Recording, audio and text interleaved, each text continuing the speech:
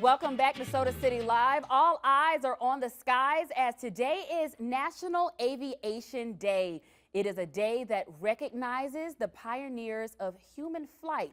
According to National Day Calendar's website, the day was first established in 1939 by then President Franklin D. Roosevelt to observe the anniversary of Orville Wright's birthday. Orville and his brother Wilbur Wright were credited for building and flying the world's first successful airplane right next door in North Carolina.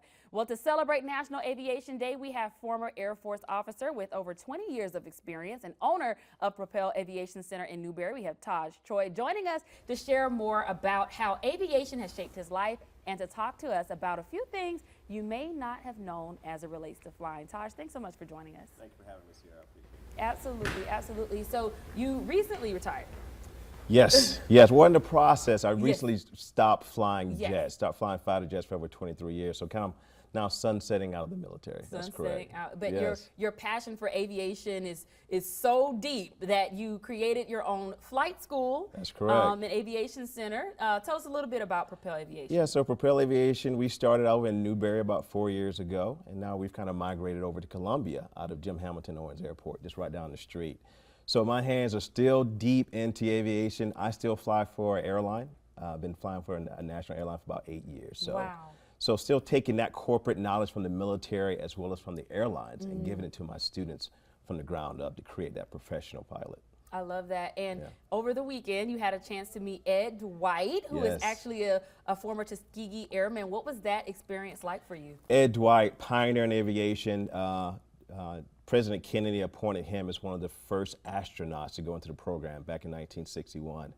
Unfortunately, he didn't make it through the program because, as we know, there were some issues. There still are some issues when it comes to racism, and he was forced out of the program. But just recently, this May, he actually jumped on the Blue Origin flight and was the oldest gentleman to go into space at 90 years old. That's amazing. It is amazing. It's amazing. And Ed Dwight, we have history with him right here in Columbia, South Carolina, right there at the State House. You know, he unfortunately didn't become an astronaut, but he went into a career of artistry and making statues and as a great artist. And that African-American mural that's right there at the State House, he created. Oh, amazing. And recently he created the Harriet Tubman statue down in Beaufort, South Carolina. So he has statues all over the country. And I just thought that, you know, he had an obstacle, but he still made it in other ways and still a contribution to this country and this world. And overcame. Exactly. And still made a name for himself. That's exactly. Amazing. Now, I know you mentioned you flew jets, you also fly planes. What other forms of aviation have you had your hands in? Well, we do at Propel aviation camps as well. We did 4 camps this summer throughout the state of South Carolina, exposing kids to STEM aviation. So that being rockets, drones, as well as flight simulations. And we hope to get them actually in an aircraft. We actually have a partner with a high school here, if I can say it's Ben Lippen High School. They have an aviation program that is fantastic. They have students enrolled with us that we're teaching how to fly airplanes. They'll have their private pilot's license by the end of the year. So we got our hands in all kind of pots of aviation. That's right. And, you know, we are going to have a chance to have our own hands-on experience here in our studio today. But before we, of course, do that, I want to talk to you a little bit more about how you all check or the checklist rather that you have before you you hop in a plane and go anywhere. So tell us about that aviation checklist. Yeah, so the aviation checklist, it really starts with 2 things first, and that's knowing the capabilities of me as a pilot. What am I licensed to do?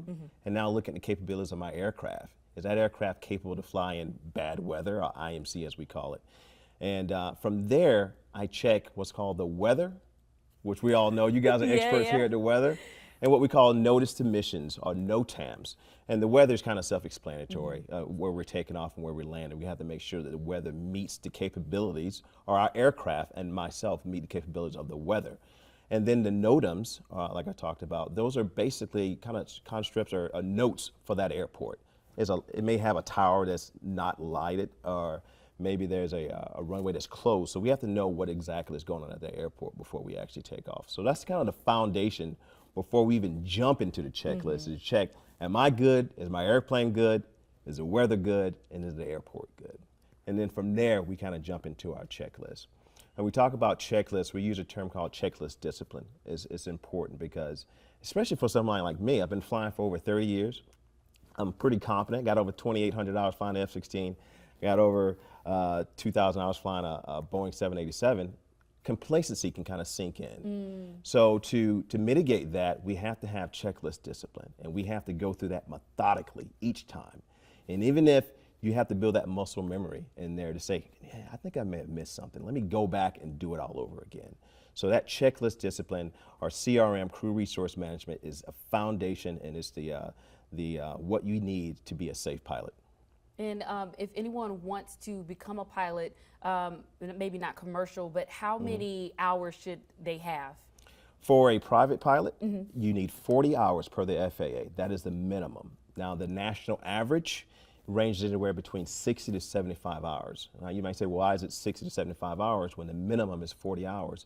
It's all about repetition and muscle memory, how many times you can get in there and fly that aircraft. If you're doing it about 3 times a week, 4 times a week, you're going to meet that mark of about 40 hours. But if you're kind of slow rolling it about once a week or once every 2 weeks, then you're probably going to meet that national average around 60 to 75 hours. Perfect. Well, we are going to take a quick break. We'll be right back with more Soda City Live. And when we return, we have so many more questions for Taj, and we're going to get hands-on with the in-studio flight simulation. So stay right there.